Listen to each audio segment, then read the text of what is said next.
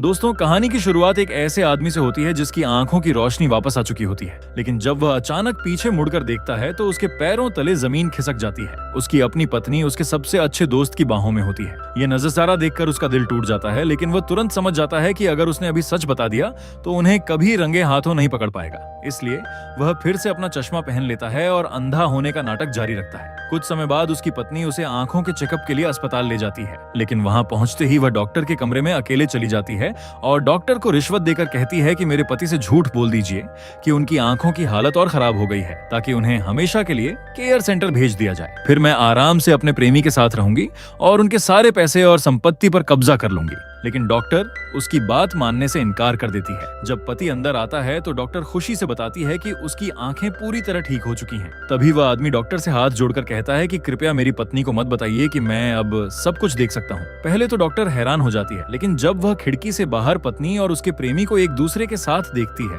तो उसे पूरी सच्चाई समझ आ जाती है। डॉक्टर भी उसका साथ देने का फैसला करती है और दोनों मिलकर उसी नाटक को जारी रखते हैं। बाहर पत्नी और उसका प्रेमी यह सोचकर खुश हो जाते हैं कि उनकी चाल पूरी तरह सफल हो गई है। घर लौटने के बाद दोनों एक और खतरनाक साजिश रचते हैं। वे एक वकील को रिश्वत देकर एक फर्जी एग्रीमेंट तैयार करवाते हैं ताकि अंधे आदमी से धोखे में साइन करवाकर उसकी पूरी संपत्ति अपने नाम कर सकें। वकील भी लालच में आकर उनका साथ देता है और उसे साइन करने के लिए कहता है, लेकिन जैसे ही उन्हें लगता है कि वे जीत गए हैं, तभी अचानक वह आदमी खड़ा हो जाता है, अपना चश्मा उतार देता है और मुस्कुराते हुए कहता है, सरप्राइज, मैं पिछले कई दिनों से सब कुछ देख सकता हूँ। ये सुनते ही पत्नी और उसका प्रेमी पूरी तरह घबरा जाते हैं। वे पूछते हैं कि अगर तुम देख सकते थे तो बताया क्यों नहीं। तब वह आदमी कहता है कि मुझे सिर्फ तुम्हारे खिलाफ सबूत इकट्ठा करने थे। मैंने पूरे घर में पहले ही छिपे हुए कैमरे लगा दिए थे और तुम दोनों की हर हरकत रिकॉर्ड हो चुकी है। इतना ही नहीं, जिस कागज पर तुमने मुझसे साइन करवाए उस पर मैंने अपना असली नाम भी नहीं लिखा।